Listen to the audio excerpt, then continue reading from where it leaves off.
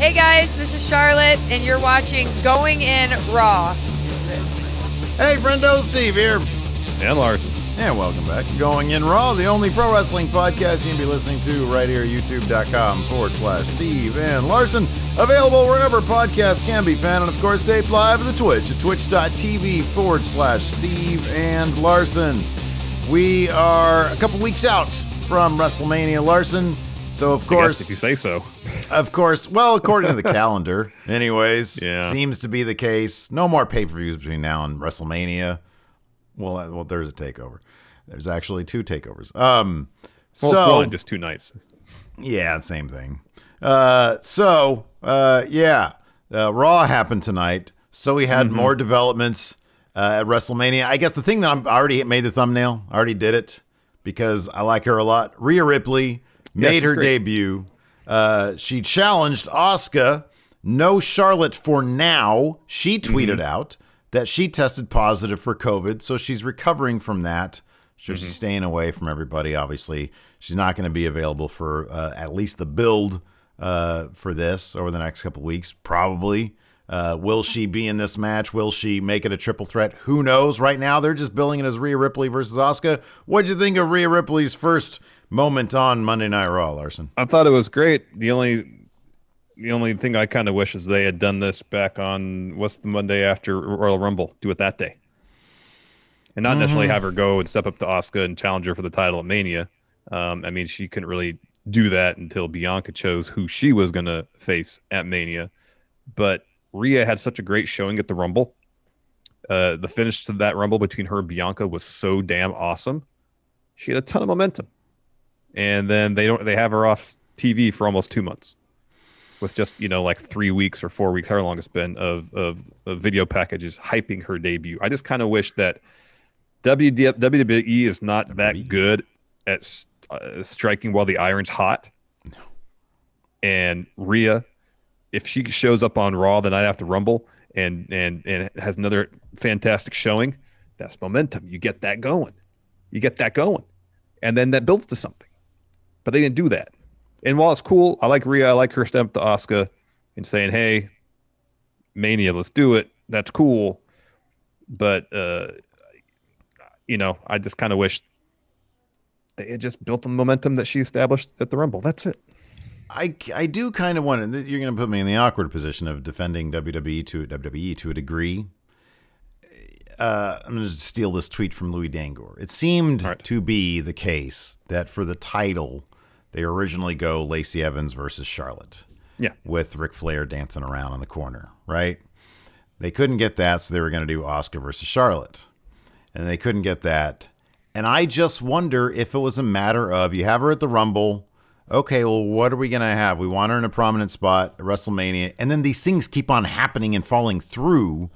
And I just wonder if it was like, well, crap, we have to keep on adjusting our plans, so we have to keep on holding off on her. Now, WWE is totally, obviously not above doing exactly what you say because they do it a lot. You're right. They're terrible at striking while the iron's hot. I just wonder, well, the iron's hot.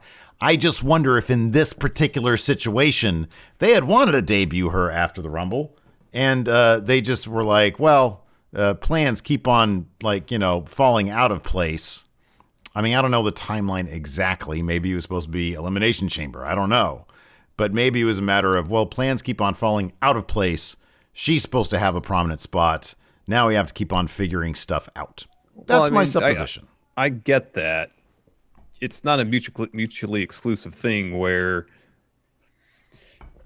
they can do that. They can have her on TV and be doing things, having kind of, other little stories, shorter term stories to build her up and get her more familiar with the WWE audience. And then a situation like this happens, bang, she's ready to go. Audience is familiar with her. She's run off a bunch of wins. So, yes, I think it's cool that she went in there and challenged Asuka right away. But if she'd been doing this for a couple months already, beating everybody they put in front of her, and then she shows up, steps up to Asuka and is like, all right, Charlotte said she can do this. She can't. I'm taking that spot now. Yeah. I don't know. I know they like their big moments. I'm not sure if having her squash a bunch of jobbers or or whoever they put in front of her. Because, I mean, everybody in the Raw women's division at this point, besides Charlotte, Asuka, Nia, and Shayna, are jobbers. They are. They all get killed by everybody. We saw Peyton Royce, who actually put up a pretty good fight against Asuka tonight. Yeah, that was a good match tonight. It was a good match. And maybe, look, if I had more faith in WWE, could they have done, like, for example, let's take Peyton Royce, right? She's been doing good work lately. She had that cool promo on Raw Talk. Would it have been a great first mini feud for Rhea to come out and they have like some really cool stuff going on? Sure, but it's WWE. They don't do that. They have their person and they're like, oh, we want a big moment for them. And then they're like, oh, we'll just have a bunch of video packages to say coming soon. I agree with you, but they don't do that. It's the kind of thing that has been plaguing WWE for a while. They're not really that interested in telling stories. They want to create moments. And so they have this huge moment planned. And sometimes they'll stumble into a situation where the moment feels earned, where the building blocks of the story are in place.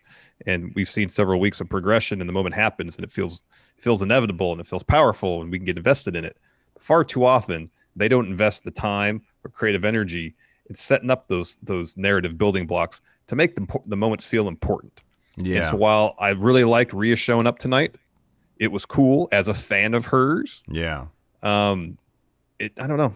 It felt cool. It was cool. It was great. Well, I feel like it could have been more. Yeah. It's just what we've talked about with like this particular build to WrestleMania. Where I mean, there's so much that I think it's funny because like that one of the taglines is finally back in business or something like that. I've noticed on the advertising, and it does feel like it's just the past year honestly is just, I think for many of us, has been just power through. Let's just get through it, and that just sadly doesn't lend itself to very to like creative inspiration, especially when you're in there with Thunderdome. And Thunderdome has been a serviceable backdrop, but it doesn't compare to having fans there because who knows which of these setups fans, and I do wonder, you have to ask yourself if they do use fans to sort of gauge reaction. Sometimes, most of the time, Vince McMahon will be like, well, what the fans are into it. But we've seen they gauge fan interest to validate their own opinions. Yeah. But I mean, they can sway. I mean, we saw that with Becky Lynch and her. They tried to make her a heel. Instead, they made her the biggest star they had on accident. So we've seen it happen before, where it's like, oh well, the fans aren't going to take this, so we just have to pivot and make her a huge star all of a sudden. We've seen that kind of thing before.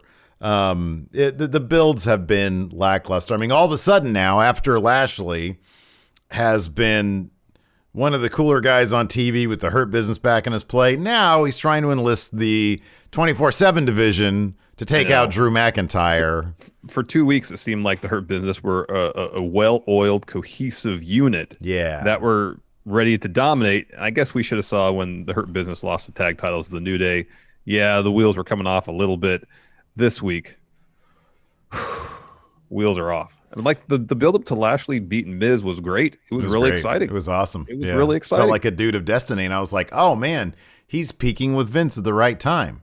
Well, then, 3 weeks later, you're like, oh, he's losing the title to Drew at Mania. They made the decision. They made the decision. That's what happened. And now, when the guy who is trying to enlist the aid of the loser locker room to try to take out Drew McIntyre is not retaining the title at WrestleMania. That's not happening. High degree of confidence points in that match, Larson. Yeah. Let's just go ahead and get into it. Let's talk about one other thing before we get really into it, because on a lighter note. So we know Braun, he's in this thing with Shane, and Braun likes to do the shoulder tackles running around the ring. It's great, especially he does on the Kevin Owens, because Kevin Owens will do a full flip. So for the first time tonight, for this particular bit, they introduced some sound effects for Braun. Yeah. Train. Yes. Chew, chewing down the track is what we heard when he was running around ringside doing shoulder tackles. How does this Thomas the Tank Engine song go? It's in my head. Oh shoot! Give me a second. Instead, it was that. is 2 or 4 or 6 6 or or 8. 8. Yeah. Yeah. Dun, dun, dun, dun, dun, dun, dun. That should be his theme song. Thomas and his friends. Yes. Yeah, exactly. Who was the best conductor, Larson? George Carlin. Wow, no Ringo Starr. Is there a later guy?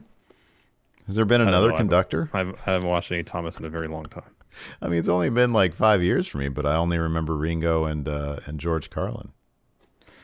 So yeah, this is a thing now. It's not unheard of for Vince or somebody in WWE to want to add unnecessary sound effects, usually at the beginning of theme songs. This is really the first time we've seen a specific sound effect introduced for a specific move. Yes. Yeah. Now, whether this carries over once fans are back in attendance, who knows? It's pretty silly.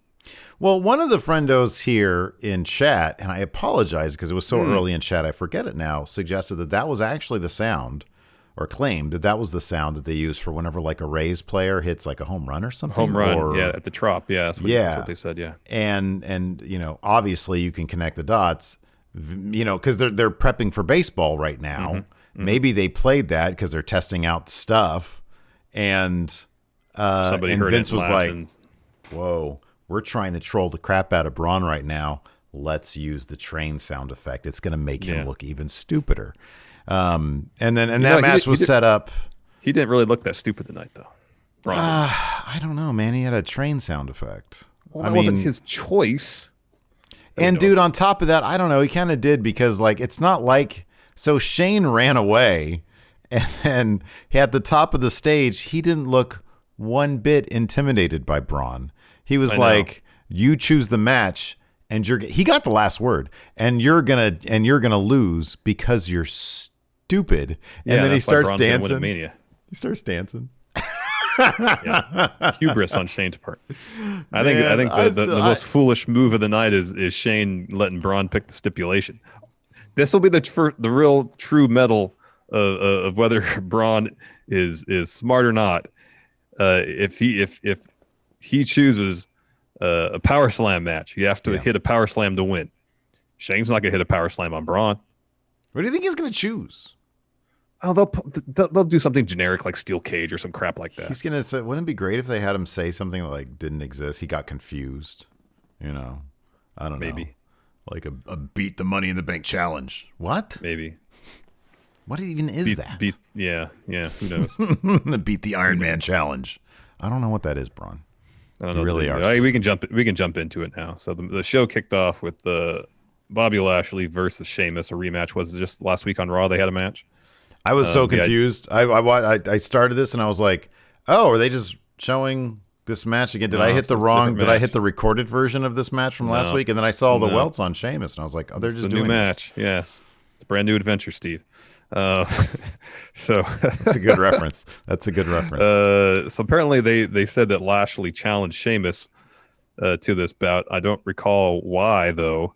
So throughout, Cedric Alexander and Shelton Benjamin were interfering on Bob Lashley's behalf. They were trying to help their stablemate win the match. Dude, if you and I had a stable and you're in a match, I would think that, me and Hilton and Cal, I guess, would be trying to help you out a little bit. And you would expect no less, right? And then assuming that I would appreciate that you were doing all you could to make sure that I came out on top and vice versa, It's like what we do. You would think that would be the case.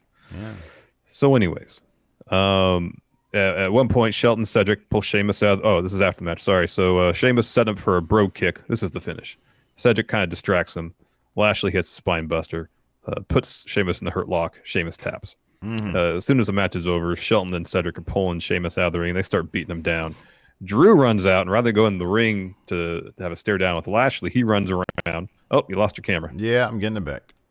And he lays out Shelton and Cedric. Then he gets in the ring, stare down with Lashley, and Bobby's telling Drew to make his move, and Drew was like, "Here, I'll put my hands behind my back. Go ahead, you can have to take the first shot." And MVP is telling Lashley, "Hey, save it for Mania. Mm-hmm. This is supposed to be business. Don't get involved emotionally. This is just business." I did like this segment, though. I like this little bit between Bobby and Drew. I thought it had a lot of heat to it, or it had a lot of passion. Yeah, so after that, we're backstage, and there's the Hurt Business. Lashley is confronting Shelton and Cedric, asking what they're doing. He says he's mad they got involved in the match, and then the MVP is like, Lashley, I got this. And he tells Shelton and Cedric that they tarnished the image of Lashley, made it seem like he couldn't beat Sheamus by himself. It was an embarrassment, sort of like when you lost the Raw tag team titles. And if you embarrass yourselves, you embarrass Lashley. Now, I want you to go think about what you're going to do to make this right. Mm-hmm. And then, so later on we get more of that. We get a Fiend recap after that. And we get, after that, Asuka versus Peyton Royce. They play a little bit of her. They play a little bit of her Raw talk promo, which was pretty good. And, she was all business tonight. Competitive match. At one point, Peyton Royce gets frustrated with the ref because she's doing everything she can, basically. Asuka's able to lock in an armbar, then an Asuka lock, and Royce ends up tapping out. Yeah, really good match. This is probably one of Peyton Royce's best matches since signing to WWE. It was really good. It was really good. They gave it a ton of time. Yep. A ton of time. And then as soon as the match is over, this is my brutality. Rhea Ripley walks down. She puts over Asuka a bit, calls her one of the greatest women's champs in WWE history. And she said, last I saw, Charlotte was trying to challenge you for the Raw Women's title, but she's recovering from COVID. So are you a fan of that? Let me ask you something real quick. Let me interrupt you real quick. Okay. So like she put out there, Charlotte tweeted out there that, she's recovering from COVID. So it's like, we all know it. It's all out there. Yeah. Yeah. You like them mentioning that as like, I guess it's just the reason why she's not there. Mm-hmm. It just seems a little pedestrian. Now she's recovering from COVID. I don't know what else you could say about that. Charlotte, she kind of challenged Asuka. Did they ever make that match official for WrestleMania? No, that was actually happening. She did challenge her. Yeah. Anyway, Asuka wasn't there. She didn't do it, face to face to Asuka. Yeah, it was just we all knew it was happening. Charlotte kept talking about it. I don't know. Yeah, it is what it is. Yeah, I guess why hide it, right? Exactly. Yeah. And then she says, "All right, well, I want an answer from you." She challenges her to a match at Mania. Asuka then grabs the mic from Rhea. Tell her she's not ready for Asuka, but she does accept. Backstage, Adam Pearce wants to know why Drew helped Sheamus tonight. He was just curious. And Drew was like, well, we've had our issues, but I'm not going to sit still while he gets jumped. Pearce says, hey, Her Business wants you in a handicap match, 2-on-1. Drew says, yeah, he's like, I don't really want to sanction it. And he was like, well, what if we have a reason for it? What if we had a stipulation? He says, how about this? I beat them, and they're banned from ringside at WrestleMania. Yeah, you knew right then who was winning that bout. Well, from the second he said handicap match, you knew who was winning that bout.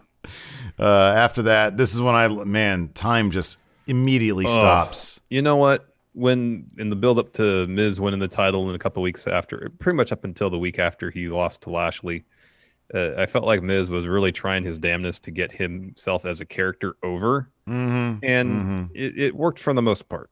Mm-hmm. This kind of felt like a major step back to more bumbling. I know he won his match right after this, but in terms of the contents of this, maybe because rather than focusing on the WWE title, it's a celebrity feud. Yeah, he seemed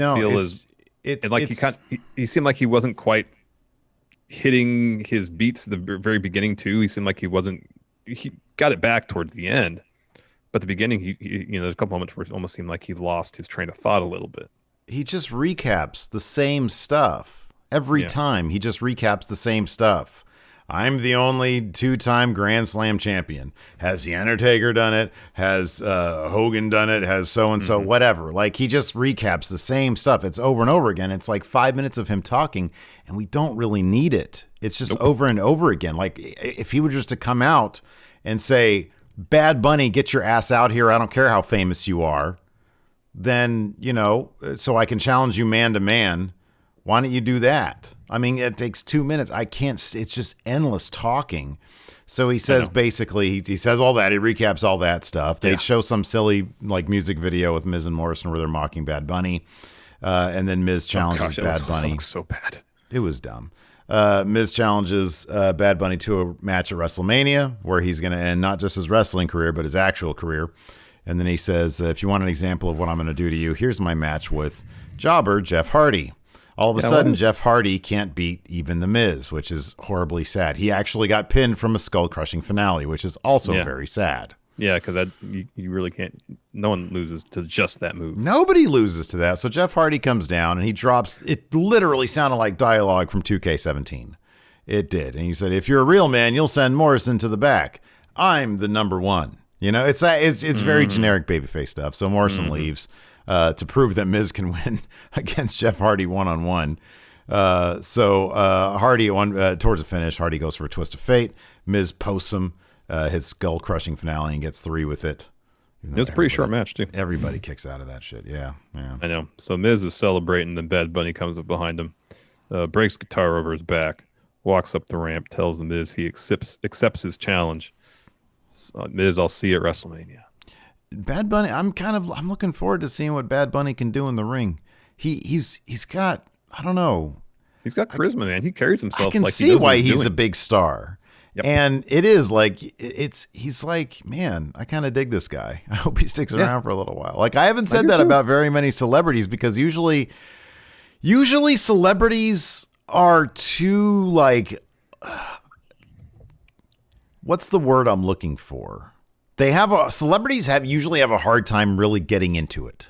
You know, it's like, oh, hey, it's fun. You know, are actually fans of wrestling. It's like, understand the business. Either they're fans and they can't help but sort of, you know, being a fan and just being tickled by the experience, or they just don't know what they're doing. Bad Bunny seems like a fan who's really invested in it, and I kind of appreciate that, you know? Oh, heck yeah. It's totally pretty cool. Yeah. Yeah, he's fit in seamlessly. He really has, yeah. Like, he doesn't, you know, because far too often there'll be a celebrity, they'll run an angle or whatever, and it's just like, it's just obvious that for whatever reason, the fit's just not right. Mm-hmm. Yeah. You know? Yeah, totally. But this fit has just been totally seamless. It's been great. Yeah. All right, before we continue, here's a word from the sponsor of today's show, Raycon. Hey, Larson. Yeah? Doesn't it seem like we're both constantly staring at our screens? Larson, you're literally staring at your screen right now. Whether it's getting work done at our computers, or keeping up with the latest goings-on our phones, or whatever it is you're doing on your phone, staring at your screen while I'm trying to talk to you, unplugging from the world, especially for Larson seemingly, is nearly impossible. That's true, Steve, but I'll tell you. Put it down. When I'm looking to give these eyes of mine a rest, but I still need to get that content that I need. 1 second. Yeah. I pop in my Raycon wireless earbuds and catch up on some podcasts, listen to an audiobook, or blast the freshest jams to help fuel my workout. Oh, talking about workouts, man. I wear my Raycons when I'm out getting my wind sprints on, and I can tell you, Raycons are built to perform anywhere and anytime. With water and sweat-resistant construction, they feature seamless Bluetooth pairing and offer up enough battery life for 6 hours of playtime. And Raycon makes awesome audio accessible to everyone with wireless earbuds starting at half the price of other premium audio brands, and they come in a wide range of colorways and always have a comfortable in-ear fit for a more discreet look. And right now, Raycon's offering 15% off all their products to Going In Raw Friendos, and here's what you got to do to get it. Go to buyraycon.com/raw. That's it. You'll get 15% off your entire Raycon order, so feel free to grab a pair and to spare. That's 15% off at buyraycon.com/raw. buyraycon.com/raw. Go back to looking at my content too. We'll just look at our content. After that, Amos and AJ are walking backstage. Riddle rolls through on his scooter, calls AJ Skipper. Then AJ says he hasn't called me that. No one's called me that since Survivor Series, but I was captain of Survivor Series, inspired my team. And then he said something like, what am I going to do next? Inspire Kofi Kingston to take a loss or something like that. Is that what he said? Yeah, something like that. Something like that, because that was going to be the next match. Before that, we get a extended AJ and Amos promo. New Day would eventually come out too. AJ's hyping up Amos's debut at Mania. This was a good back and forth. I really like this with AJ and New Day. They have good chemistry. They do. So not only that, you're going to do it win the tag titles with one of the greatest stars in WWE history, AJ Styles.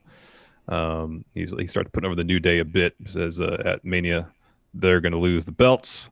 They can't lose between AJ's greatness and Omos's colossal size. They got this. Victory is assured. This brings the New Day out. Kofi is wondering if AJ really just said that he and Omos are going to beat the New Day for the tag titles. And Woods adds, you just also said that you're going to bury us like in a boneyard match and become an unstoppable tag team. And then Kofi says, to become an unstoppable tag team, first you must become a team. And he says, what I see there is a small man looking to compensate for his size, a wee little man who hides behind a giant of a man, a giant who he commands to do all his evil deeds. And the Woods adds that AJ is just going to bring Omos down. And AJ goes, no, I found Omos. I'll protect him. And Kofi says, AJ doesn't even know him. What's his favorite color? AJ says red. What is Omos's favorite color, Steve? Mauve. I believe AJ said that's not even a real color. Not even a real color. It is. What's Omos's favorite ice cream? AJ says vanilla bean. he was so confident about that, and I think Omos said something like peanut butter or something or other. Something, yeah. And then asked who's Omos's favorite WWE superstar ever. AJ said, "Well, it's me." And Omos said, almost shamefully, he says, "Andre the Giant." Yeah, because he's telling the truth. He's not even. That's what's great about this: the absurdity of him feeling the need to tell the truth about this stuff. You know, when he could just be going along with his teammate, he's telling the truth. Yeah. So Wood says in a team, there has to be trust. How can Omos trust AJ when he doesn't even know what his favorite color is? And AJ tells Kofi to get in the ring. He'll do to him what they're going to do the New Day at Mania. And you want to know why? Because AJ rocks and AJ starts dancing. That was hilarious. I love that. And the New Day got so pissed off at that. It was hilarious. Yeah, that it was pretty good. great. And you see Omos down there. He's just looking at AJ. Because half the time when AJ's acting a fool, Omos looks at him as such. You know? Yeah. He's like, this dude's crazy. You're not going to get even a mediocre match out of AJ Styles versus Kofi Kingston. This was a really fun match. Kofi loads up for a Trouble in Paradise. AJ counters with a kick. They go up top. AJ's looking for a superplex. Kofi throws him off. Kofi hits a splash on AJ's back.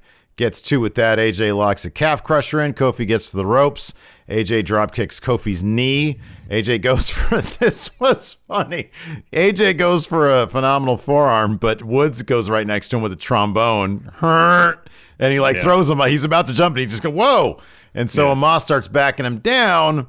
That gets Kofi distracted. Kofi, that gets AJ distracted. Kofi hits SOS for 3, and they both run out of there before Omos can do anything. Yeah, it was a good match. Yeah, it was good stuff. Next, Sheamus interview. He's asked why did he accept Bob Lashley's challenge tonight. Pretty much he says, I don't back down from a challenge. I don't back down from a fight. I live to fight. He asked about Drew's thoughts on making the save. Sheamus says it's about respect. Something this world needs more of, but he didn't ask for Drew's ego to come sticking his nose in his business. And this is when Riddle rolls in again on his scooter, and he starts asking Sheamus a bunch of questions. Yeah, you don't have to go over this stuff. Sheamus ends up attacking Riddle with the scooter. He feigns interest in it. He's like, "Oh wow, this is a great scooter." And he starts just killing Riddle with it. Up with the scooter. So maybe the kickoff show U.S. title match. Seems that way. Yes. I mean, yeah. Seems that way. Next, the handicap match that we mentioned earlier, Drew McIntyre versus Cedric Alexander and Shelton Benjamin. Drew dominated the beginning. Hurt Business got the upper hand in the middle. And then Drew eventually turned the tables and hit a Claymore. Hit 2 Claymores, one on Shelton and then on Cedric to get the win. So Cedric and Shelton will be banned from ringside at WrestleMania. Banned from ringside. Backstage, MVP berates Hurt Business. Lashley says, since the two of you couldn't get the job done, I'll find somebody who can. And then he goes around the corner of the 24/7 locker room and says, any man who takes out Drew McIntyre, I forget what he was offering them. A title shot, it seemed like. He's putting a bounty on Drew's head. Yes. Reward title shot. There you go. After that, I think this was after that, we had Nia Jax versus Shayna Baszler. I'm sorry, Nia Jax and Shayna Baszler versus Mandy Rose and Dana Brooke. And Naomi and Lana were on commentary. They look great, by the way. They're little, you know, those their jackets style were incredible. Oh my goodness, they look fantastic. Those are great. I like Reginald being added to sort of Nia Jax and Shayna's team here. He helped distract Mandy and Dana, allowed Nia to get the Samoa drop on Dana for 3. But before that, the beginning of the match, he was doing stuff ringside, and Nia was completely distracted. Like Shayna was in there yelling at Nia to pay attention. I love that stuff. And then after they win, they do like some little dance moves, some like, you know, Fred Astaire type stuff. I thought that was, but like Nia's like leading. I thought it was great. Yeah, then Shayna's like rolling her eyes in the background and has to kind of like force her way in so she can get her arm raised with her tag team partner. She's great with this stuff. I mean, it's going to get played out eventually, but for now, I really like it. Yeah. I mean, they'll probably lose the tag titles at Mania. I don't know if it gets to, but probably. Yeah, well, maybe the people sitting down. I mean, it seems obvious. It's got to be Lana. Yeah, could be. They were asking for another title shot, so. Yeah. Yeah. After that, Alexa's Playground. She tells Randy that she knows that he wanted her out of his life, but she's still here. So is he. But you know what they say: be careful what you wish for. Sorry, you can't always get what you want, but tonight you better be careful what you wish for. That's what she said. Yeah. What do you think of this new hit single from Elias, as sung by Elias and Shane O'Mac? Braun is stupid. It's going to be my new ringtone.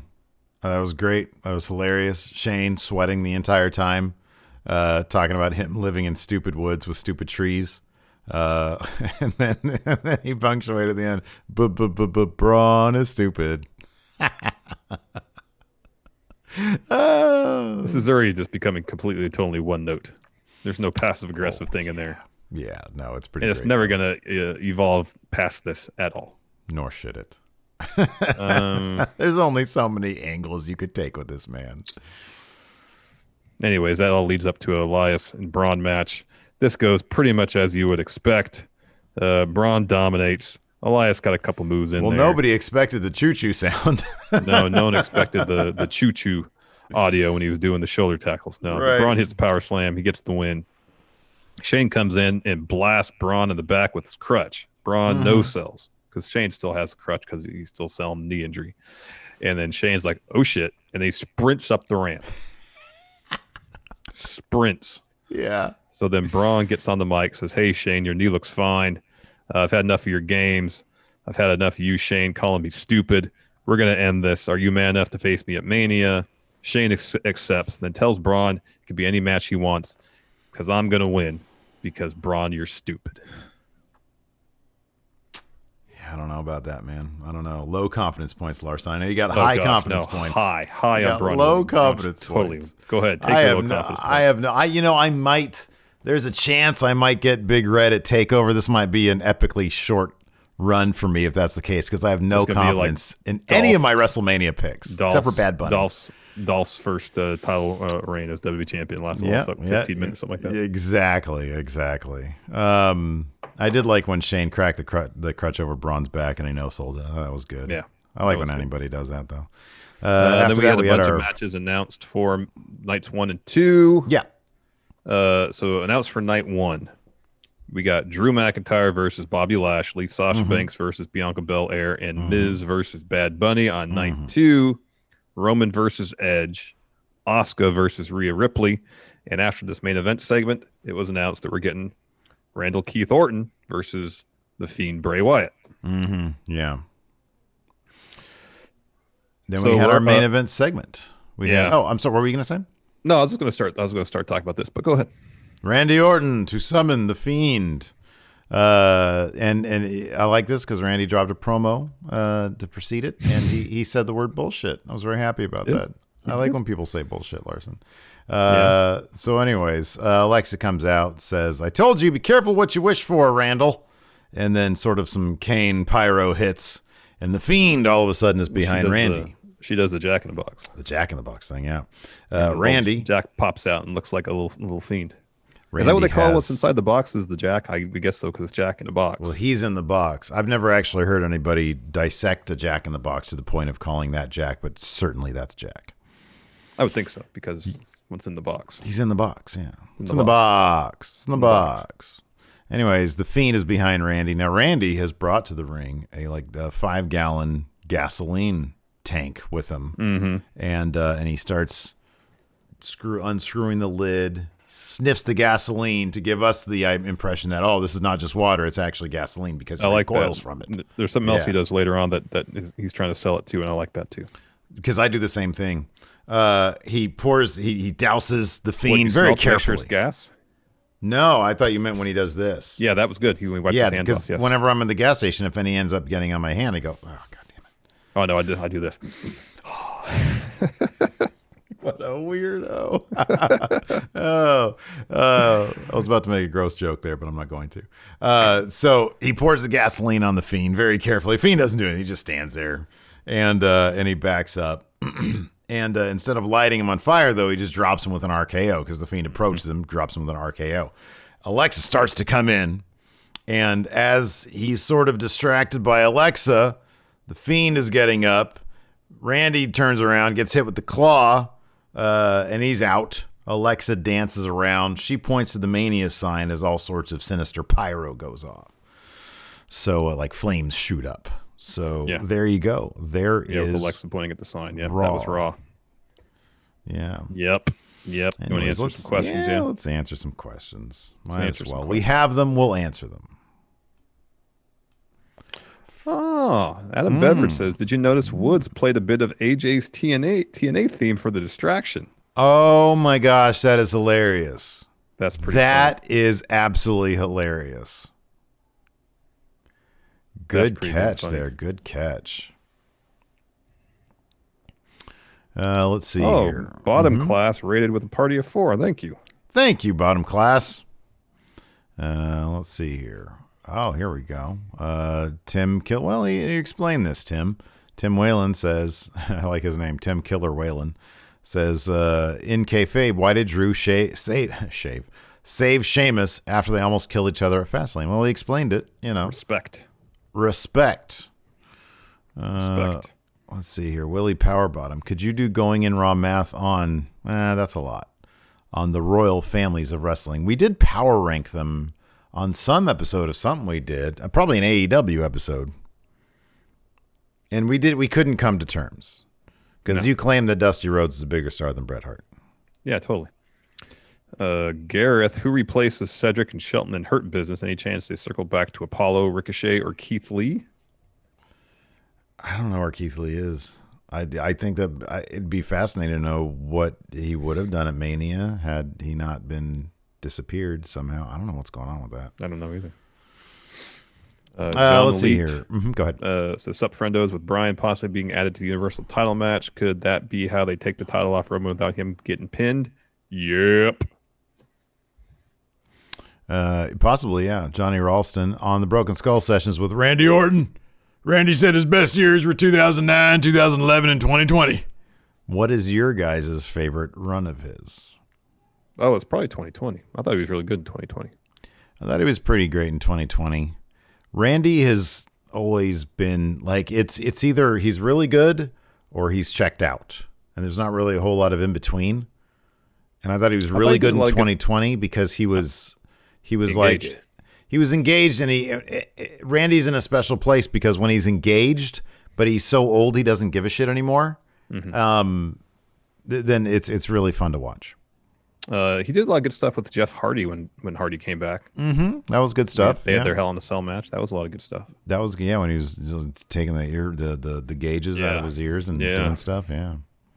Jorge D with fire not be able to kill the Fiend. Should Randy try explosives next? Should Orton versus Fiend be some kind of hardcore match like Orton had versus Foley in 2004? Should be exploding barbed wire. Yeah, yes, please have it be that. Was it Ross? Was that Ross's answer on Matt Chat feuds that feel like they're going to wear themselves out? And he answered Randy versus the Fiend. Or was that you? Wasn't me. I said Seth Rollins. I think it was Ross, and I kind of feel like he's right. I kind of can't wait for this to be done with. And I'm not sure. I'm not huge on the burnt iteration of the Fiend. I think he looks kind of goofy. I get the point. I think the mask is cool, but I think the actual gear looks kind of. Yeah, it doesn't look. It's look funny. Intimidating. No, you're right. That's exactly what it is. It doesn't look intimidating. It looks like appropriate for what happened, but I feel like it could look more intimidating. Yeah, it doesn't look intimidating at all. Looks like he has a vest on. Yeah, I know. Like a sweater vest. Yeah, he should have like floaters on. Like swimming pool floaters. Alex Foster, if you guys were a tag team, do you think you would cheat and interfere in each other's matches all the time? I would interfere in your matches, but you wouldn't interfere in mine. We would be like Kenny Williams and Amir Jordan. That's exactly what it would be. You'd be Amir Jordan, I'd be Kenny Williams. That's exactly what it would be.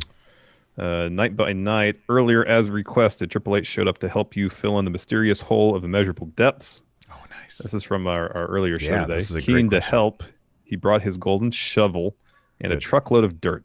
Okay. Like before, as you work, the hole seems to expand. He has gone from a mere 2 feet wide to the more sizable 5 feet. While it's brainstorming a solution, Triple H lost his footing and fell in. You call down to him, and you get no response. What Raw superstar do you call to lead the rescue effort to retrieve him down this giant hole? Who's a spelunker?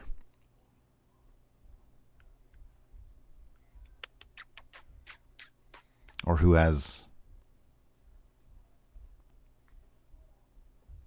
I mean, my first thought would be Ricochet, because if I could trust anybody to sort of be sort of small enough and agile enough and have the core strength enough to sort of, be... Yeah, he's super strong, dude. Yeah. To sort of if like... Triple H fell down that hole and hurt himself, I feel like Ricochet could capably get him up, yeah. Lower him down, and yeah, you can get him back up. Yeah, that's a good answer. Good answer. White Brownie, which NXT talent or talents do you expect to debut on main after WrestleMania? I don't expect anybody.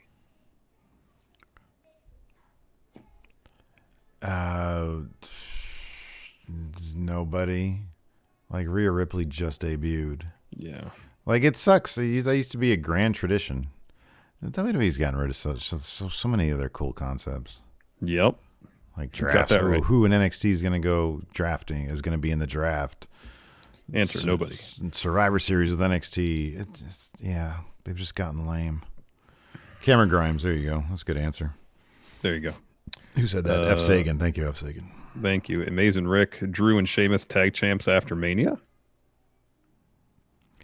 I think Drew is going to be WWE champion after Mania. That's what I think. Now, if they want to go that, and what they should do is put that U.S. title on Sheamus. That guy has busted his ass and has gotten no wins. No wins. I know. And he just kills himself every time. Give him the U.S. title and have him be like the workhorse guy. A new two-man power trip with Drew and Sheamus. That'd be cool. I'd be down for that. All the titles. Bottom class. I really would like to watch and enjoy WWE again, but they just wore me down so much over the years. But I respect and enjoy the performers, so I watch you guys to keep up to date on WWE. It's a real tough situation. It is. Hammond Serrano. Really is. After several negotiations, Vince and Bruce Pritchard agreed to terms that if you reveal your real identity during a stream, he'll give the superstar of your choice a Bruno Sammartino run. Who is the superstar worthy of you becoming public? For some reason, Hammond believes that we are men of mystery, I guess. I mean, we do have shoot names, but I mean, they're both relatively easy to find. Mine probably more so than yours. I mean, who would it be worth it for you to say this is my real name? And they get a Bruno run. I'm going to say Aleister Black. I feel like that guy is really sad right now, and I want to make him happy. So I'm going to say Aleister Black, and I'll say That's my a good name. answer. Yeah. Yeah, Night by Night says Steve's dad will do it for free on a live pay-per-view stream. That's true. Totally true. 100% true.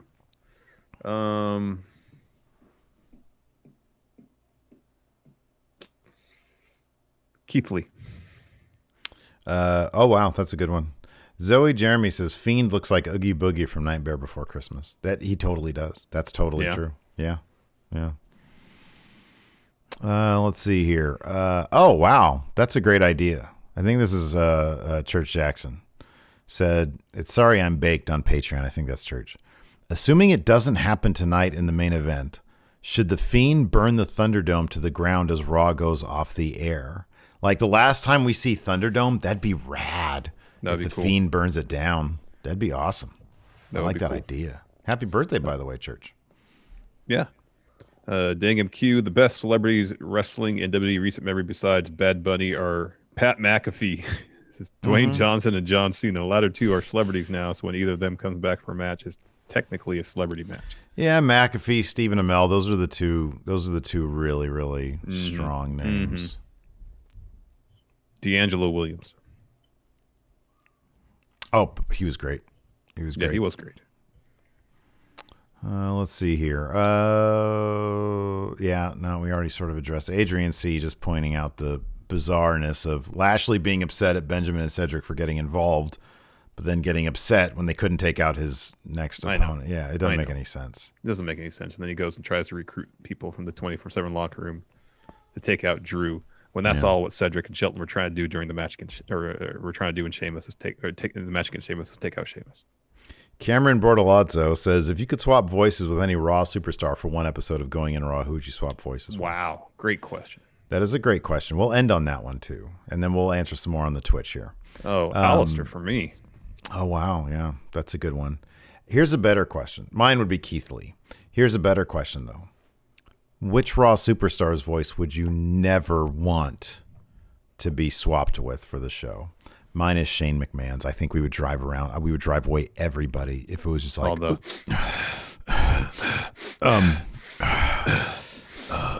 next is